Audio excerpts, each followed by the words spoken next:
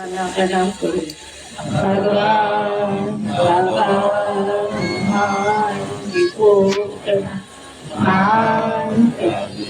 बाबा जुदेव जी को प्रणाम।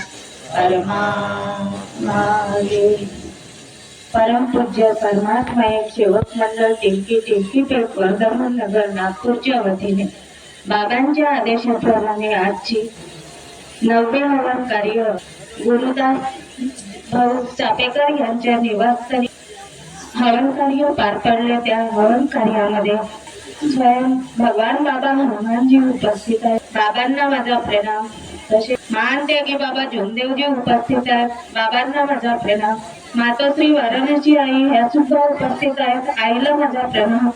अध्यक्ष साहेब यांना सुद्धा माझा नमस्कार आणि मंच तसेच खाली बसलेल्या सेवक सेविका बालगोपाल सर्वांना माझा एकदा नमस्कार। संचालक साहेबांनी मला 10 मिनिटाची वेळ दिली आहे। त्या 10 मिनिटाच्या वेळेमध्ये मला माझं मार्गदर्शन पूर्ण करायचं आहे। भगवंत मला ज्याप्रमाणे अल्पबुद्धी देतील त्या बुद्धीचा बोलण्याचा प्रयत्न करेल। बघा आम्ही आता म्हणजे ज्या कंपनीमध्ये मी जात आहे त्या कंपनीमध्ये मला माझ्या सुपरवायझर सरांनी मला म्हणजे सगळ्या बायांना सांगितलं की उद्या सुट्टी आहे।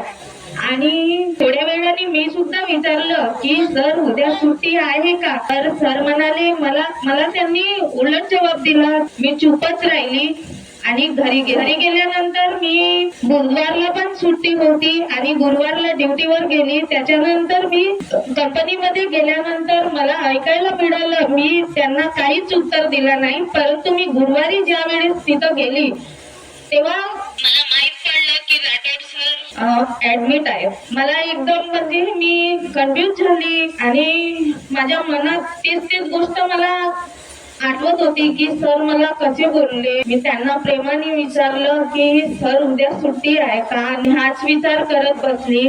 आणि भगवंताने असं काही घडवलं की ते 8 दिवस दवाखान्यामध्ये ऍडमिटच राहिले।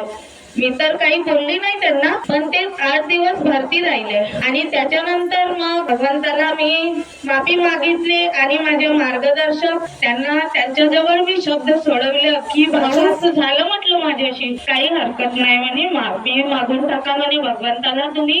त्याच्यानंतर मग आम्ही कार्य वगैरे चालू केले।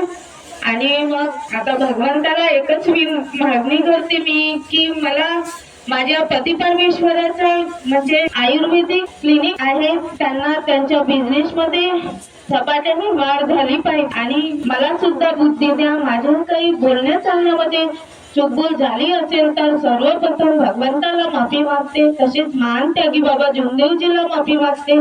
तसेच मातोश्री वाराणसी आईला माफी मागते। सर्व मंचाला माफी मागते। सर्व सेवक सेविका बाळगोपाल सर्वांना माफी मागते। सर्वांना माझा एकच नमस्कार।